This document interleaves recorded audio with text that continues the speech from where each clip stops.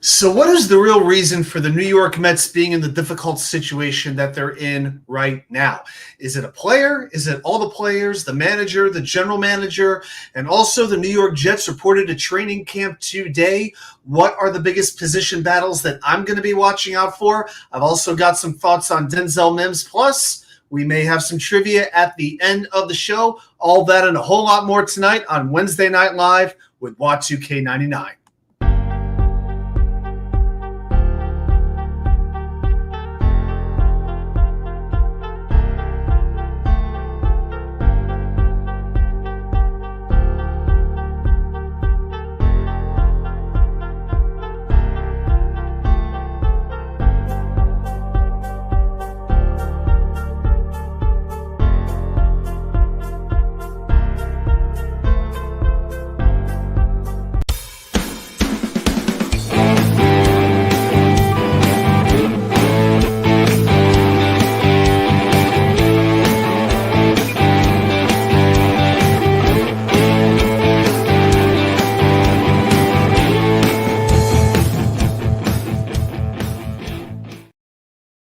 And welcome back to New York Sports WickerMedia. I'm WA2K99. Thank you as always for taking the time to watch these videos. And we are here for episode 3 of Wednesday Night Live, and they said it wouldn't last. Well, we've made it a hat trick. I am so excited to be here for episode 3. I'm so happy that you've joined me tonight for the show. So we got a few things to talk about tonight. So we're going to do our little 3 and out segment where I hit on 3 topics relatively quickly. Then we're going to talk some New York Jets. Then we're going to talk some New York Mets. And you know what? I've decided to make trivia the close to every single broadcast from now on. So we're going to do trivia. This is the place where you're going to come to get that WA2K99 trivia. You can do it. Hey, you know what? It might be Jets. It might be Mets. It might be Yankees. It might be New York Red Bull. It will not be soccer, I promise you. No. We're not going to be doing soccer here, okay? All right. Well, without any further ado, we got a lot to get to tonight. So let's get to it with a little bit of 3 and out, and we're going to do that as soon as we give a little bit of love over here to those who have joined us in the chat. First and foremost, Pure General in Sports, the great John Nolte. Man, I want to give this guy a whole lot of props for giving me a little bit of promotion on his channel. Man, that means a lot to me, more than you know. John, I thank you. You're a good man. And we got Robert Bartolo, man, one of the OGs of this. I mean, he might need a moment to Wikipedia what that means, but trust me, Robert Bartolo is a true OG of this channel. Absolutely. It's always good to have you here tonight. All right, so let's get to a little bit of 3 and out. I'm going to start with some New York Knicks. You know, there's been a bit of negative publicity with the Knicks as of late. Evan Fournier, their shooting guard, was interviewed by a French newspaper, and he voiced his displeasure, shall we say, with his role on the team. You know, he did not play a whole lot this past year, and with his contract coming up next season, he's worried that he's not going to be all that desirable. Here's what Fournier said to the French publication that I have absolutely no chance to pronounce correctly. All right, I'm going to be traded. Otherwise, I would be stuck, and so with the Knicks. They have several players with big contracts, and if I stayed, it would be a disaster basketball-wise for my career. I can manage a year without playing. It would be terrible, but when you don't get used, you want to spit on everyone. You have hatred, end quote. This is a guy who is incredibly worried about his career. He hates being a Knick right now, but you know what? Let's take a moment and revisit Evan Fournier with the Knicks, shall we?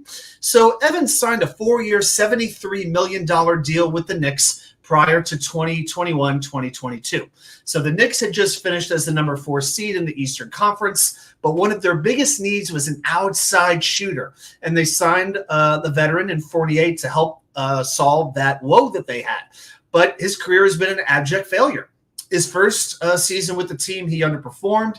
14 points per game on 42% shooting and 39% from three-point range. Then last year, it fell off the cliff. He played 27 games, started just 7 of those games. Now, he averaged 17 minutes per game, but he was replaced in the rotation by Quentin Grimes. 6 points per game. That was the lowest since his rookie season. Shot 31% from three-point range. It went down about 10%. He didn't even play in the postseason at all. And now you add Dante DiVincenzo to the mix, a 4-year, $50 million contract, who really specializes at outside shooting, but he plays much better defense than Fournier does. That's going to push Evan Fournier even further down the pecking order because, as we know, the Knicks head coach Tom Thibodeau, if you don't play defense, you're not going to get a whole lot of time on the court.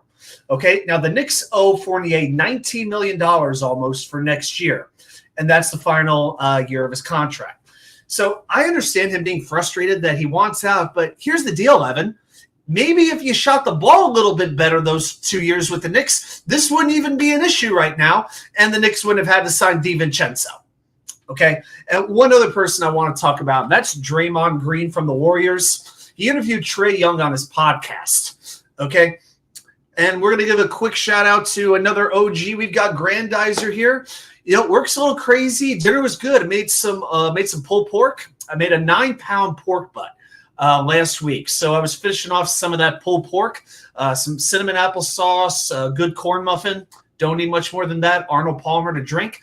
This is, I'll stand up for you. This is the Aaron Rodgers fashion jersey right here. You know, I like that it says Jets across the chest as opposed to New York. And you got the green numbers instead of the white numbers. So, yeah, this is a New Jersey, and I happen to really like it. Plus, you get the Jets logo here on the arm. You know, I'm not getting into a whole jersey rant right now, but I will say one of the issues I have with the Jet jerseys is it doesn't say Jets anywhere. It just says New York. So I like that I have Jets on this jersey because, you know, I don't live in New York. I've never lived in New York. I've always been a Jersey guy until I moved away. So, but getting back to Draymond Green, he called the Knicks, quote, effing losers, called them miserable. You know what, Draymond? Knicks fans, we are miserable. When you have 2 playoff series wins in 23 years, you're going to have a little bit of misery in your life, okay? Just a little bit of misery. But you know what? 2 years ago, I don't care about Trae Young. I don't care about Atlanta. I don't care about that series. Here's the fact. Yes, Atlanta eliminated the Knicks 2 years ago from the playoffs. The fact is, what has Trae Young done since that time? What has Atlanta done since that time, since that postseason? Not much of significance because that's all people want to talk to Trae Young about is his relationship with the Knicks fans. The Knicks are now a different team than they were 2 years ago. And just to let you know, the Knicks have a better point guard than the Atlanta Hawks do. Just thought I'd say that. All right, that's number one. Number two, let's talk about the Yankees and specifically Anthony Rizzo.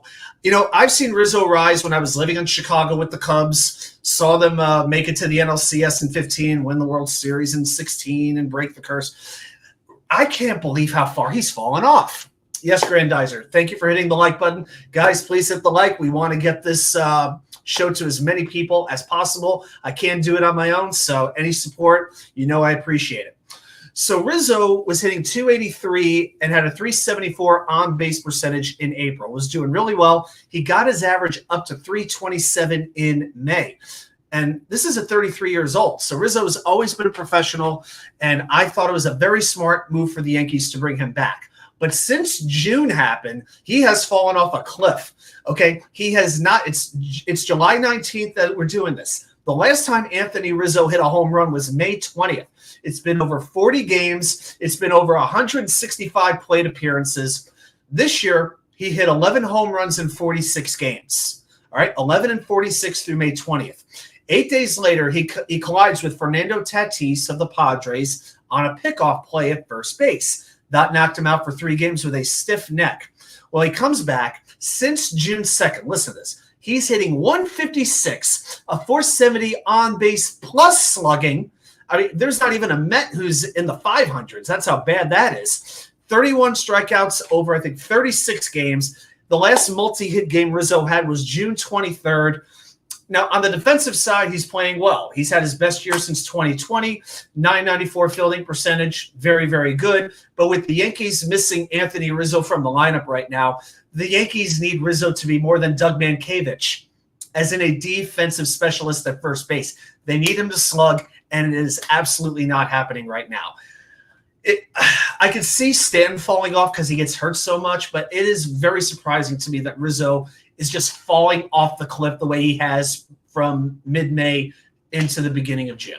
So that's number two. Number three, I'm actually going to talk a little New York Giants here. First of all, Gerard Davis, former Jets linebacker, the first free agent Joe Douglas ever signed while he was GM of the Jets. All the best to him. Tore his ACL. He was supposed to be actually a starting inside linebacker this year. Okay, so he was going to play in Wink Martindale's 3-4 defense. Now the Giants have to go to a couple of 2022 rookies in Micah McFadden, fifth rounder, and sixth rounder, Darian Beavers from Cincinnati. So let's see. As good as Martindale is, I think losing Davis is actually a little bit of a blow, which is a little bit surprising considering just how disappointing he was as a Jet. Man, we've got one of the best. We've got Tego. Definitely check out his channel if you want some in-depth Jets analysis. And I'm just not enough for you. Hey, go to Tego. Fantastic guy, does a fantastic job. And hey, you might agree with him, you might disagree with him, but that's all part of the fun. Tego's so good to have you here. All right, and I want to also talk about Saquon Barkley real quick. So he could not negotiate a long-term deal with the New York Giants, and now he can't negotiate with them until after 2023. So now Barkley has to decide if he's going to sign his 1-year, $10.1 million franchise tag. Likely scenario is he will sign it. The Giants could use another franchise tag on him for 2024 as well to keep him from free agency. Now, here's the thing with the Giants offer. It was 3 years, $11 million per year, but the guarantees were between $22 and $23 million. All right, but Barkley is guaranteed $22.2 million just on playing the franchise tags back-to-back years. So what the Giants are offering over 3 years in guarantees, he's going to make in 2 on the franchise tag. I don't blame Barkley for not signing it. But at the same time, I can't blame the Giants for not paying him. We know running backs have about a 5 to 6 year window life in the NFL on average, and they're getting paid less than they ever were. You know, you want to blame anybody? You could blame the Giants because they drafted Barkley 2nd overall. And we've seen you don't need a top-flight running back to win a title. Think about Kansas City. They won the Super Bowl this year. Where did they draft Isaiah Pacheco, their feature running back? The 7th round. Okay? And hey, this makes me wonder as a Jets fan, when Breece Hall recovers, and even if he does really well, will the Jets pay him? I mean, you cannot pay everybody. And we've also got one of the locals. We got Johnny Jimenez, another great guy. So much Jets porn today. I am here for the Jets porn. Yes, here it is again. The New York Jets Aaron Rodgers jersey. There you go. Yeah, we got the white letters and we got the green numbers outlined in white. I just like the black on white looks good. I'm not a fan of green on black because the green kind of blends into the black. Just it doesn't work out. But yeah, I actually really happen to think this is a pretty freaking sweet jersey. It's the first jersey I think I've bought for myself since I think Nick Mangold with some actual value on it. The only players I have, here's the truth. Jets jerseys, the only ones I have up until this one were Pennington, I have 2, and Mangold. Just those 3. That's it. So the fact that I got a jersey for a player who hasn't played for the Jets yet, that tells you all you need to know about how excited I am for this upcoming season. And speaking of that, let's get into our first topic, and that is New York Jets training camp. First of all, big shout out to my Jets brethren. Actually, you know what? I think we got to change something here. Let's make one little change here before we get into the Jets. You know, we've got orange up there. I think we need to make a little switch to green. Yeah, does that look a little bit better, everybody? Does that look better? Well, if that looks good, how does this sound to you?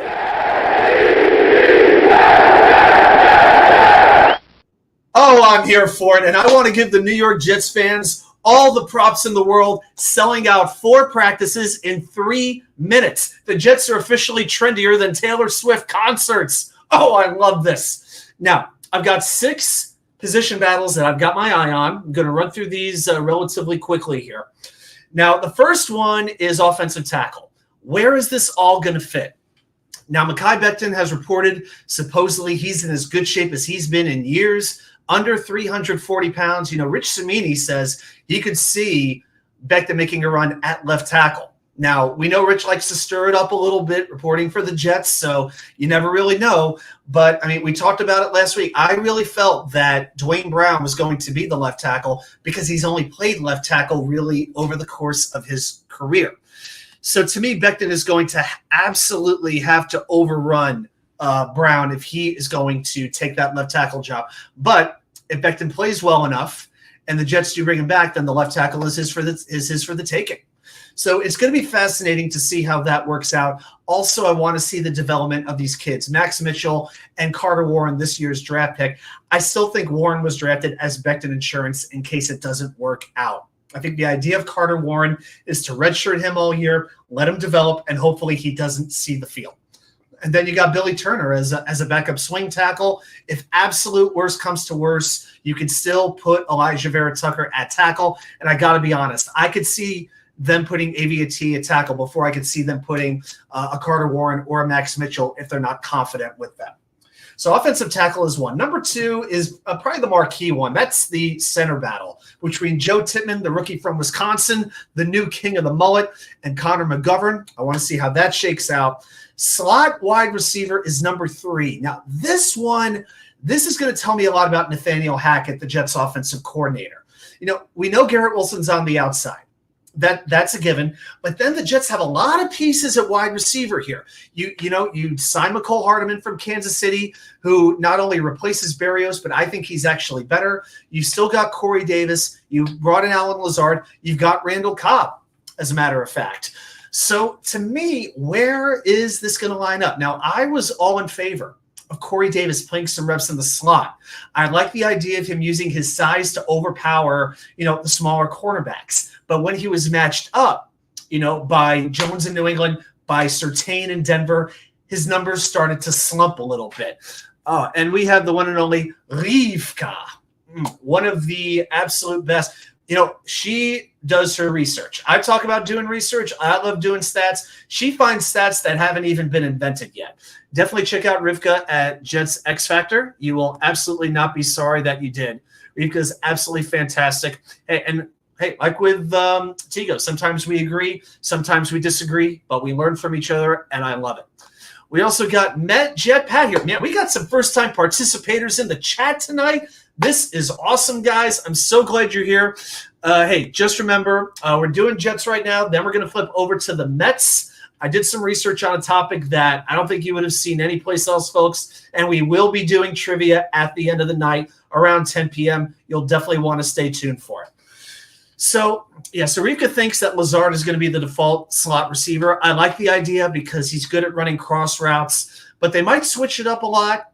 I still just think that Corey Davis is going to have that one big year going into a contract season as long as he's healthy. But my biggest concern is his health. I think he's gotten a lot better with holding onto the football. We know he can block, and that matters a lot in this offense. So I'll be fascinated to see what happens. Yep, the Mets win 5-1, beating that powerhouse team from the South Side, the Chicago White Sox. It's a good feeling, but you know what? Now they got to sweep them.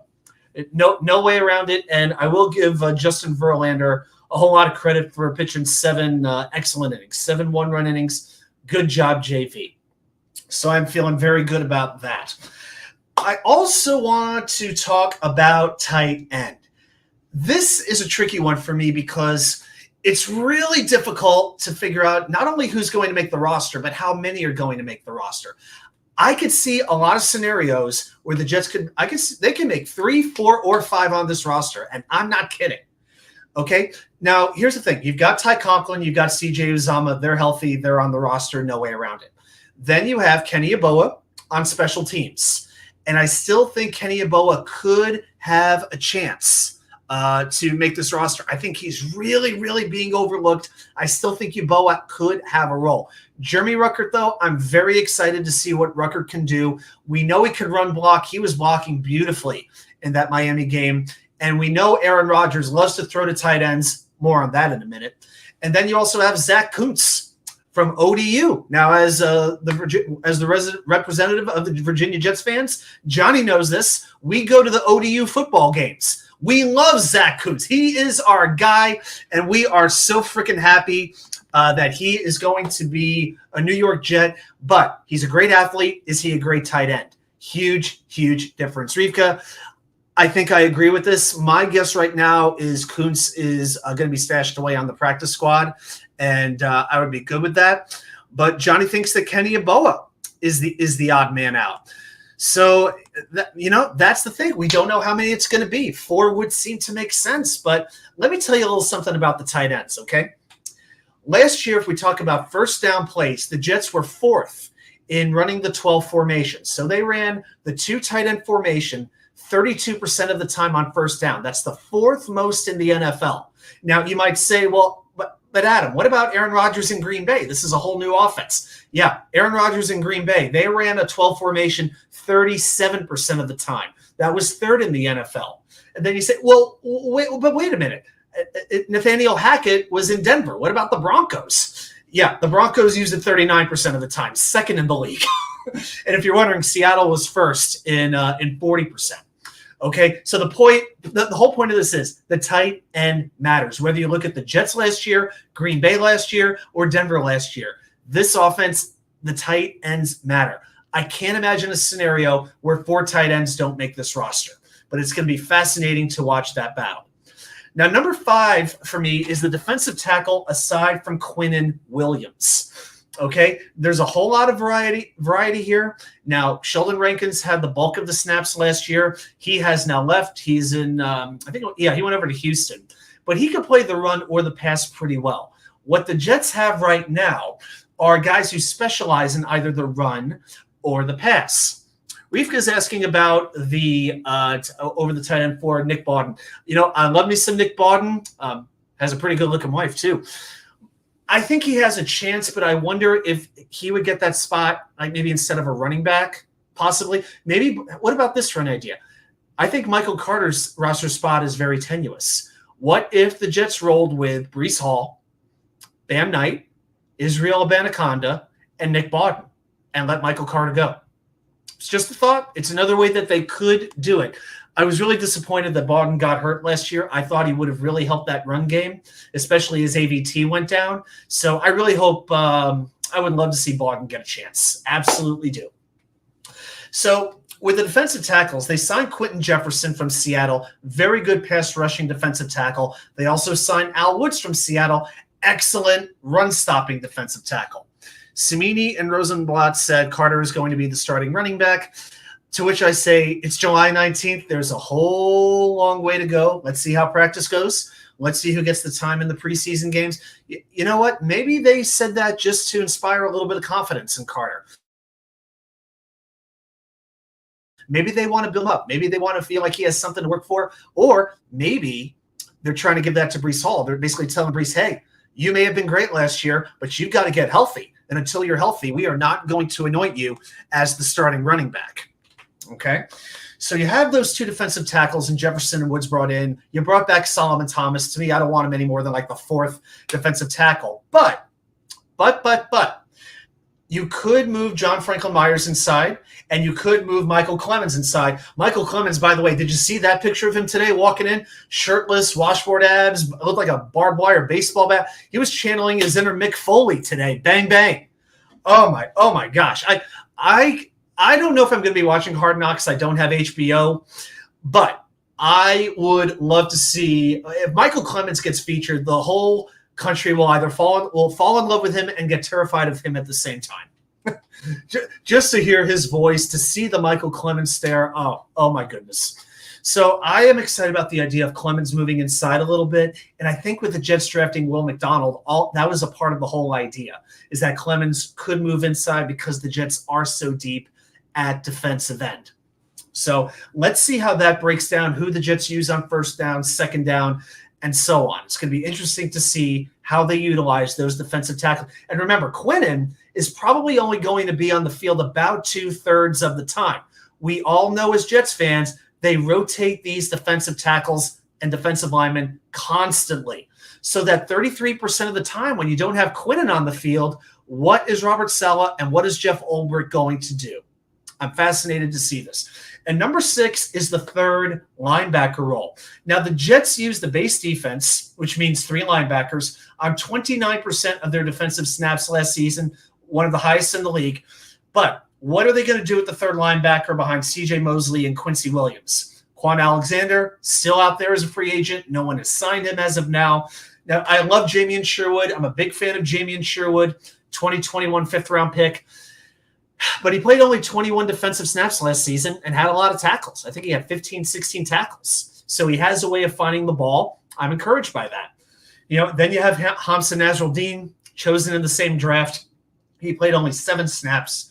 The Jets also drafted Zaire Barnes in the 6th round this year. Physically skilled, a bit undersized, though. And Claudine Cherilus is an undrafted free agent linebacker I got a little bit of interest in. But maybe the Jets are going to have to change their base defense and use that extra defensive back. It really might come to that. So what will the Jets do with the 3rd linebacker? Will they trust Sherwood? Will they bring Quan back?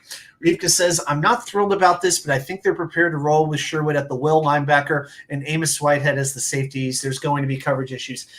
You know what? I hope that Tony Adams can play. I really do, because right now I don't have the confidence the Jets can stop a tight end. I really, really don't. I mean, when they face Darren Waller, Travis Kelce, Dallas Goedert, you name the tight end, even Dalton Schultz, the Bills rookie tight end. Mike Gesicki's in New England now.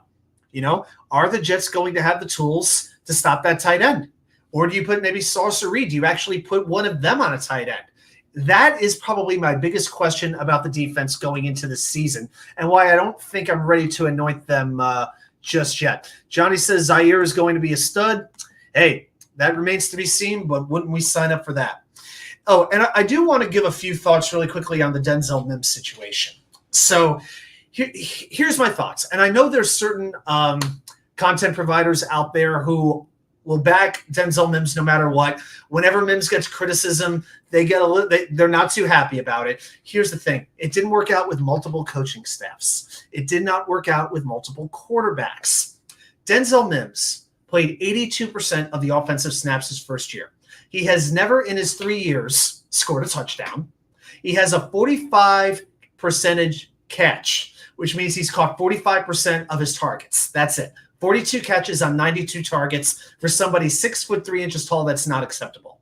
His drop percentage has increased. Don't let everybody fool you that the drops are overblown. No. His drop percentage has increased each year from 2.3% to 8.7% to 12% this past season.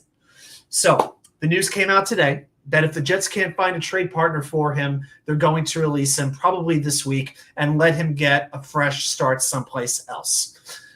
Here's what I realistically think. I think it's going to be a release. I think if there's going to be a trade, Pure Adrenaline absolutely got called for a lot of penalties. That was absolutely true as well. A whole lot of holding, plenty of false starts. You could be a great athlete, but again, you have to be football smart.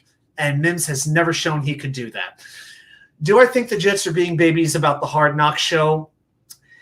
You know what? Here's my thing. I'm not worried about it being a distraction for the Jets. I think that they have the right to do whatever they want. They did not want to do the show. I don't blame them for not wanting to do the show. And if they want to restrict the access, then I think that's good on their end. I'm not personally. We already have One Jets Drive. We have Flight. I don't need Hard Knocks as well. And here's the thing. I wonder how much control there's going to be, because the Jets are filming their own series, but the NFL is filming another series. You wonder how much overlaps there really is going to be between the two series. It's going to be very, very interesting to watch. No, I think the Jets have the right to not want to do it. No other team really wanted to do it. So, and if they don't want to film, Joe Douglas actually cutting players, then hey, if they don't want to do the show, then they should have some creative control. So Johnny Jimenez says Charles over Brownlee for me. Okay. I like Jerome Cap too. Watch out for Jerome Cap. Fantastic, sick athlete. But yeah, there are some very good young wide receivers who are going to compete for a job. And that's why I think it's even better that Denzel Mims is going to be on his way out pretty soon. GVH is here. Man, it's good to see you too. Let's see. For a tight-lipped regime like the Jets, how do they let out news on Mims? Or is a 7th-round pick just not a thing for JD? I think the trade would look something like the Jets get a 6 for Mims and a 7th. These are the type of trades that they tend to make. Hey, Joe Douglas got draft picks for Blake Cashman and Jordan Willis. Okay, Joe Douglas could do just about anything. The only person he couldn't trade was Braden Mann. That was pretty much the exception of it. But GVH, you make a very good point because, the Jets are very tight-lipped. News typically does not leak unless it's throwback white uniforms. It just kind of comes out of nowhere. So, yeah, it is very strange. Maybe the Jets have had conversations with players, with other teams, and those teams have leaked it out. Maybe that has something to do with it. So those are my thoughts on the Jets for right now. And as we begin training camp and the players are reporting, I know Coach Saleh is going to meet with the media tomorrow. That should be a whole lot of fun. Let's see where this goes. I'm really excited for the Hall of Fame game coming up in early August. Now we're going to switch over to the New York Mets. So let's switch the brand back to orange. That's right. And as we know, the Mets won tonight, and there's only one way to celebrate it. So everybody turn up the volume and let it go. Meet the Mets. Meet the Mets. Step right up and greet the Mets. Bring your kiddies, bring your wife. Guaranteed. All right, we had to throw a little Meet the Mets in. I switched to a Southern Line Army shirt. That's right. We're doing wardrobe changes on this channel, ladies and gentlemen. Okay, so here's what I want to talk about as far as the New York Mets go. As they have suffered one of their absolutely most disappointing seasons in the history of the franchise, maybe the most disappointing season in the history of the franchise, a lot of blame is being passed around. Okay, so it's been Billy Epler. Some are even blaming Steve Cohen, the owner. Buck Showalter is getting blamed. The players are getting blamed, and deservedly so. But what is the real reason for the Mets struggles being in the position that they are? Well, swig of water for the working man and the working woman out there. I really think it comes down to this: the Mets scouting and the Mets drafting. Now, a recent report came out that the New York Mets had the lowest percentage of their drafted players making the major leagues over the last 10 years. They've drafted 326. I think the number was 326. I think in a certain number of rounds. I think the first 30 rounds is what they went off of. And only 30 of those 326 players have made the majors. Y2K99's hair is perfect. I will say this: tea tree shampoo and conditioner are absolutely fantastic. Thank you very much. And I'd like to thank my parents for the good hair genes. So the Mets have only 9% of their players make the majors. Just to give you a comparison, Oakland is 29th with 11%. By comparison, Houston is first with 23%. The Dodgers are 2, and the Yankees are 3. And for Robert Bartolo in the chat, if you're wondering, the Braves are 24th. Amazing. I don't know how, but the Braves are only 24th in that stat. I guess they just sign everybody or trade for everybody or sign everybody as an undrafted free agent from nowhere Nicaragua or parts unknown Panama. I guess that's what happens. Now, but seriously, though, the Mets do have some very good prospects, well-regarded ones, but they are very raw. Now, we did a series during the offseason I did called Mets Prospect Profiles. I profiled over a dozen Mets prospects, and there's a playlist on my channel. You can watch any of those if you like. Now, Francisco Alvarez and Brett Beatty have graduated, but you still have Mark Vientos, Ronnie Mauricio, Kevin Parada, Jet Williams, Alex Ramirez. Now add Colin Houck to the mix, the shortstop from Georgia. Now, if you think about all those names I mentioned, what do they all have in common? They're all position players. I didn't mention one pitcher in that group. The pitching, scouting, and drafting has been the biggest problem. It's why this roster is in the spot it's in, and that's what we're going to talk about tonight. So we're going to go back 10 years. That's right. I'm going back 10 years with you today. David Garrard, man, so good to see you here in the chat, man. I'm thrilled that you're here. Thanks so much. You just missed the Jets contact, but you can go back and rewind it. Oh, my gosh.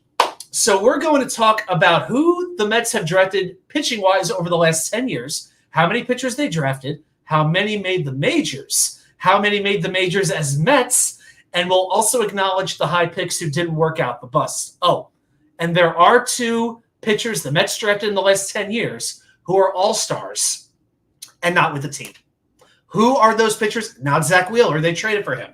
If you don't know this, you are not going to believe what I'm about to tell you. Johnny, but before we do that, Johnny Jimenez has a very good question, poll question. I can't make polls just yet. You got to have a certain number of subscribers. I'm not there yet.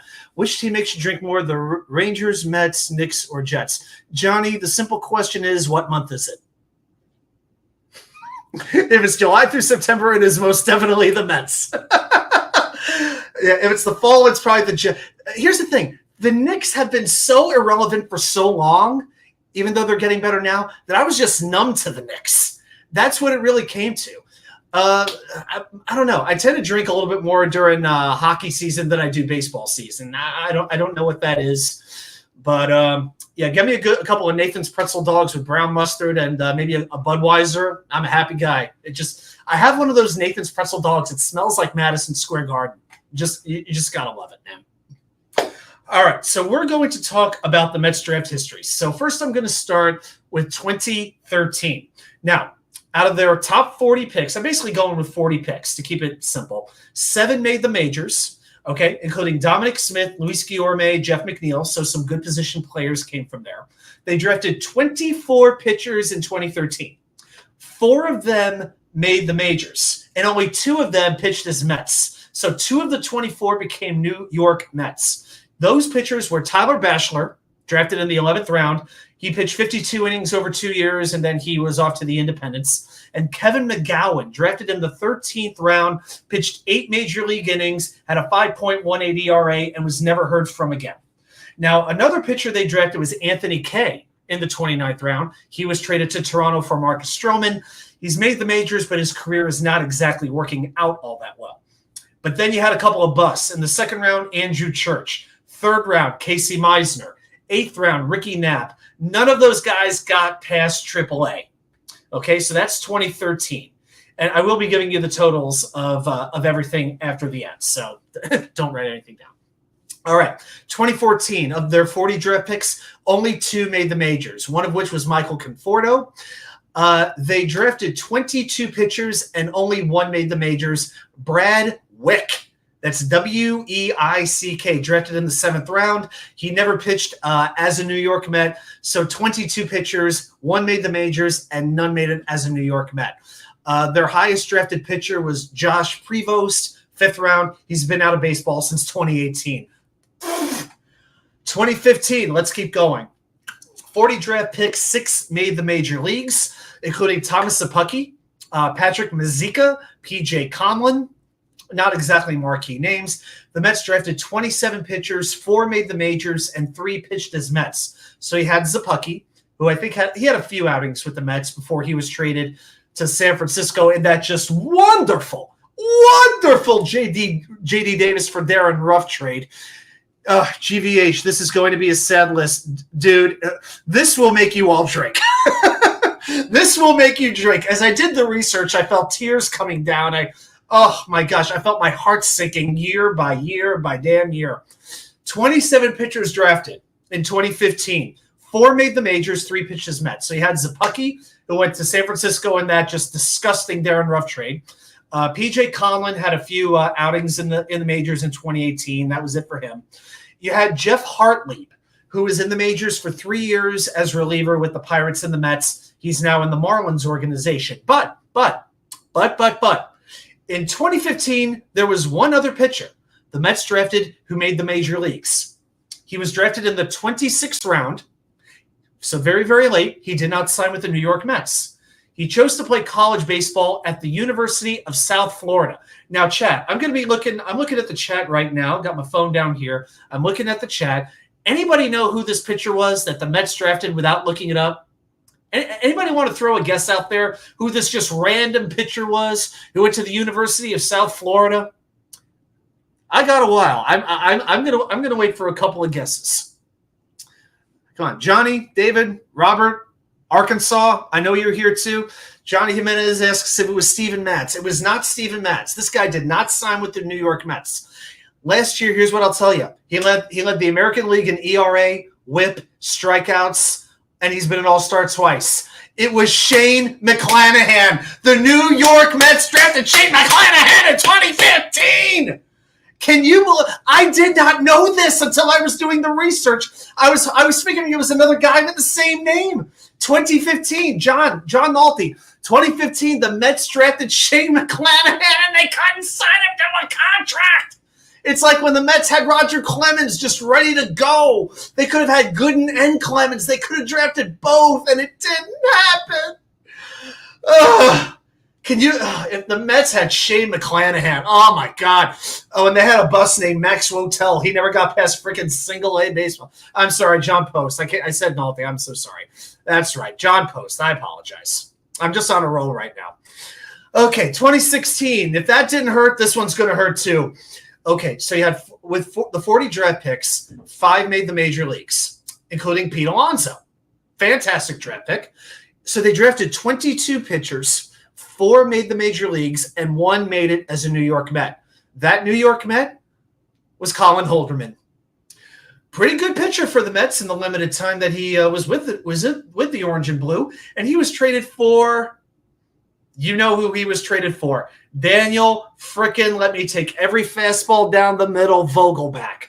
One of the worst trades the Mets have made in years, right up there with Darren Ruff. The Mets also did draft Justin Dunn and Anthony Kay in the first round. So Dunn was traded in the Robinson Cano, Edwin Diaz, Jared Kalenic. He was in that whole trade. Dunn went through there. And then not Anthony Kay. I apologize. It was Anthony Kay. He went, it was in the Marcus Stroman trade. So, excuse me on that one. But after that first round, so neither of those 2 pitchers are with the Mets anymore. And then the Mets did not draft another pitcher to the 6th round, some guy named Chris Vial, I don't know. But there was one more pitcher who made the major leagues. The Mets drafted this guy in the 32nd round. It was the 19th pitcher they selected. He also did not sign with the New York Mets. He instead chose to play college ball at Elon Musk Phoenix College. I don't know what it is. Now, there were signability issues with this pitcher, too. They turned out to be the case. And he was from Rye, New York. Rye Playland, old training ground of the New York Rangers. Anybody want to guess who this pitcher was? In 2016, that the Mets drafted in the 32nd round from Rye, New York, that they did not sign to a deal. And then he went over to play college baseball, and then another team drafted him a couple of years later. So let's see, GVH, Rocker.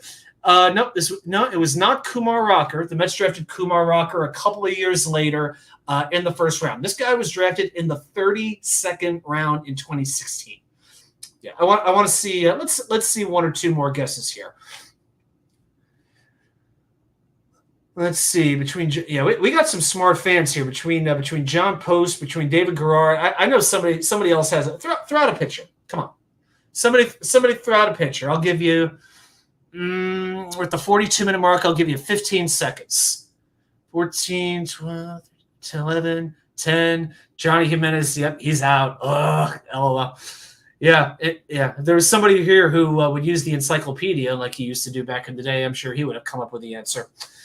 Johnny Jimenez says Jimenez. Oh, that must be your namesake? No. It was actually, if you can believe it, he was drafted by the Mariners, 20th overall in 2019. He was an all-star last week. Through 14 starts this year, he had 75 strikeouts to 6 walks in 87 innings for a major league leading 12.5 strikeout to walk ratio. Dom C, who is joining us, is correct. It's George Kirby. Back-to-back years, the Mets draft Shane McClanahan and George Kirby. Can you freaking believe this? Everybody drink. Oh, my goodness gracious. Yeah, the Mets drafted McClanahan and Kirby in back-to-back years. Just absolutely crazy. So then we go to 2017. We're going to move forward. So that year, with their first 40 picks, 3 made the majors, including Mark Vientos. They drafted 27 different pitchers. Johnny Jimenez says why. I'm not sure if you mean that in a rhetorical way, Johnny, but I will say the reason people recognize Kirby's talent, there was no question about that, just like they did with Matt Allen's talent, who they drafted years later. but there were concerns that he wanted to go play college baseball. So truthfully, what probably happened is the Mets took a chance that maybe Kirby, he was a local kid, maybe he'd want to sign with them. Didn't happen, and he wound up getting drafted 3 years down the road. Rivka said the thing is those guys never would have done anything because their pitching development is atrocious. I mean, DeGrom worked out. They traded for Wheeler. He did pretty well, even though he was kind of developed. Syndergaard worked out pretty well too. Matt's not so much. But as we get closer to the end, I think there's a little bit of reason for light at the tunnel. So let's keep going. 2017, they drafted 27 pitchers. 2 made the majors. David Peterson, who they drafted in the first round, and Josh Walker. So Peterson has been a very frustrating left-handed starting pitcher. You see moments of, how am I going to say this, competence. I certainly can't say brilliance or anything like that. And then you've seen periods of complete ineptitude, of just poopitude. He has just had weeks at a time where he could not throw a strike. So even though Peterson's currently in the Mets bullpen right now, but it's very questionable if he's ever going to make it as a starting pitcher in Major League Baseball. And Josh Walker, he's been up with the Mets for a cup of coffee, was on the mound when for a big part of the time when the Mets blew that big game in Philadelphia last June. So Walker's now down in Syracuse. Let's see if he comes back. But after Peterson, no pitcher was drafted till the 4th round.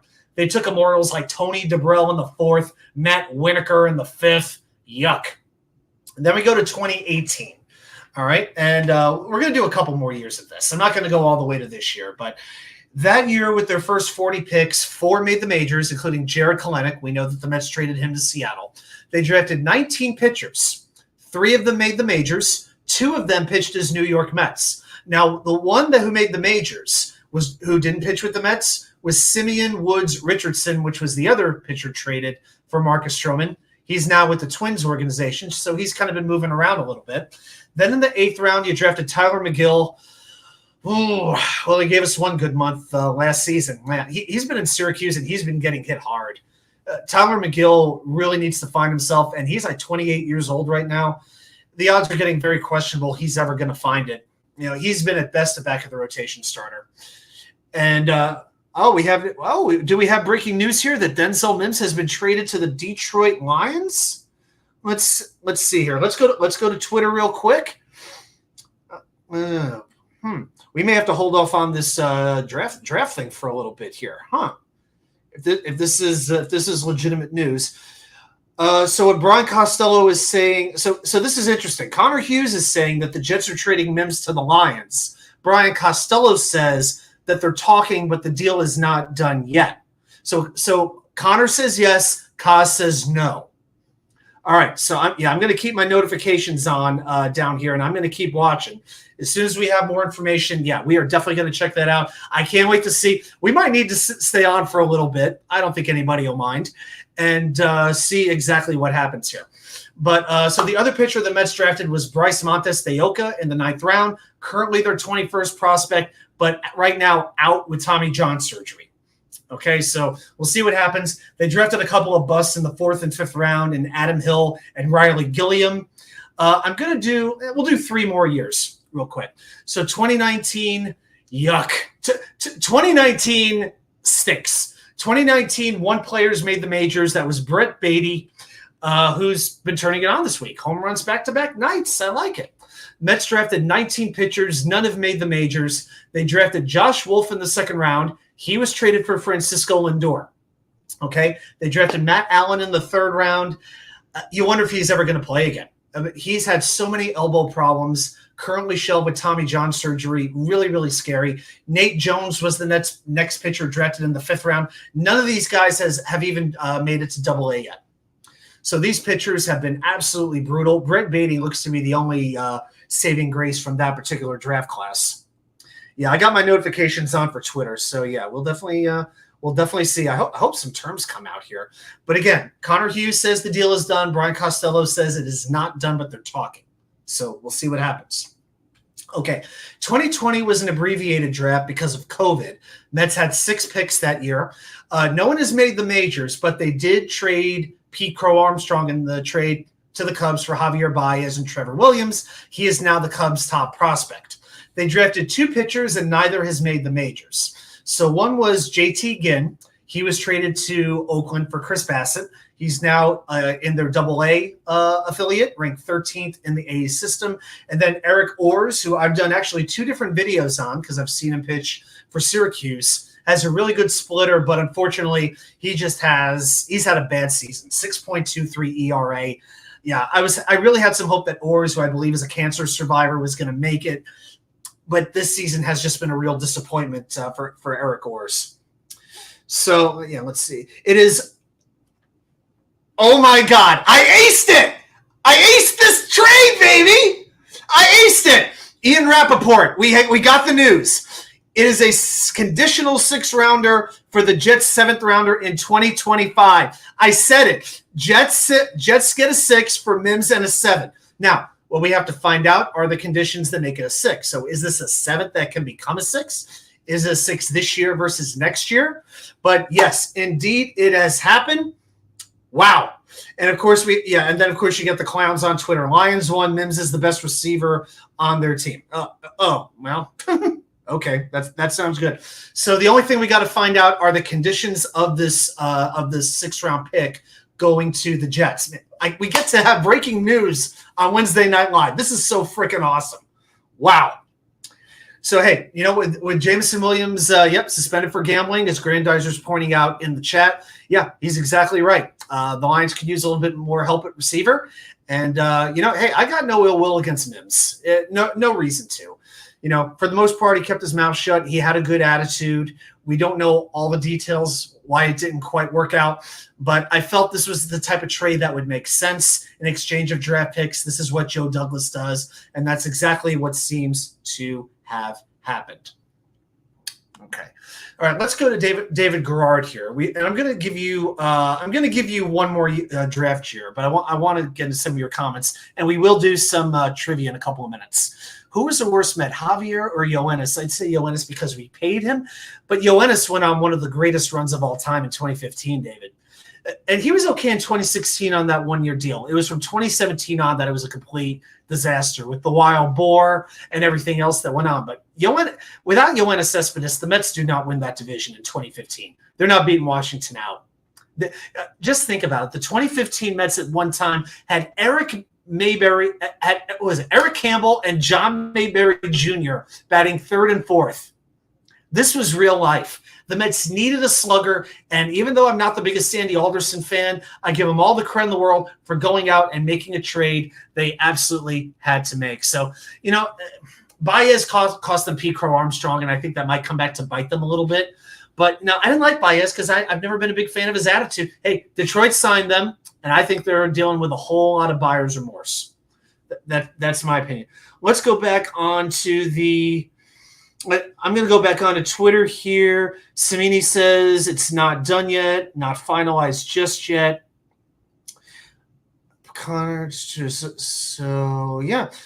Okay, so Rich says it's not quite done. So Connor's the only one. So Connor Hughes and Ian Rappaport say it's done. Brian Costello and Rich Samini said it is not done, but they're talking.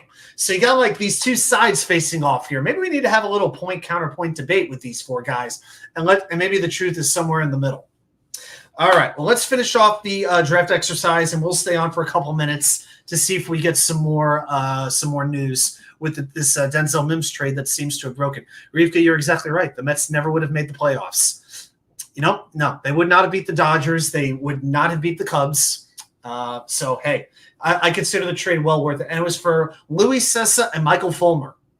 Those 2 guys, okay major leaguers, decent major leaguers, but the Mets traded Pete Crow Armstrong to get Javier Baez. And Pete Crow Armstrong is going to be – he's the Cubs' top prospect, as I said. He is going to be a really good player for them for a long time. So I feel like the Mets are going to wind up as losers on that trade. All right, let's do 2021 real quick. Mets made 20 picks, 12 pitchers drafted. 5 of the first 6 were pitchers. Now, Kumar Rocker was drafted in the first round. We know he didn't sign. But after that, the Mets drafted some pitchers who are on their way up in the rankings. Dominic Hamill, minor league pitcher of the year in the 6th round. Calvin Ziegler, 7th round. Mike Vassell, 8th round. Christian Scott, 28th round, and now is like a top 10 prospect in the Mets organization. All these guys are in that 5 to 10 prospect rank for the Mets. Now, they might be a year or 2 years away, but maybe now that you have Steve Cohen in place, now that you have like a different general manager, some different scouting, maybe you have a little bit of a different philosophy on how to scout pitchers, draft them, and develop them. So it gives me a little bit of hope that in 2021, the Mets drafted 4 pitchers that are in their top 10 prospect rankings. So that is my reason for optimism. It is a very sad day for Green Bean. I'm sure he's devastated. I'm sure he's devastated. And when he loses Kenny Yeboah, I don't know what he's going to do with himself. But hey, God bless him. You know, it's sad. Not everything works out the way we wanted to work out. But anyway, so let's go through these statistics really quick here. Checking Twitter one more time.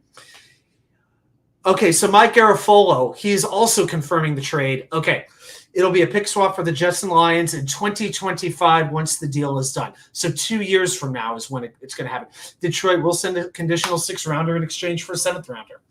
Okay, so these picks will be in 2025, not 2024. So this is a little bit down the road. All right, fair enough. I'm fine with that. Okay, so if we look at the players drafted, let's just go 2013 to 2019. I'm just going to go with those numbers because those players have had 3 or 4 years to ascend and to make it to the majors. Okay, the Mets drafted 281 players from 13 to 19, 158 pitchers. Of those 158 pitchers, 18 have made the majors and only 10 made the major leagues as Mets. That's 6% of their drafted pitchers that pitched for the Mets. And those 10 pitchers, let's break this staff down. You had 3 starters: David Peterson, Tyler McGill, Thomas Szapucki. Those are your 3 starters. Your relievers: Tyler Bachelor, Kevin McGowan, Brad Wick, PJ Conlon, Colin Holderman, Josh Walker, and Bryce Montes de Oca. Those are from 13 to 19. Out of 158 pitchers that the Mets drafted, those are the only 10 who ever pitched for the Mets, some of whom are not even on the team, in the organization anymore. So when you think about that, I mean, Holderman is a very good reliever now for Pittsburgh. Montes de Oca has some raw ability, but he's been injured.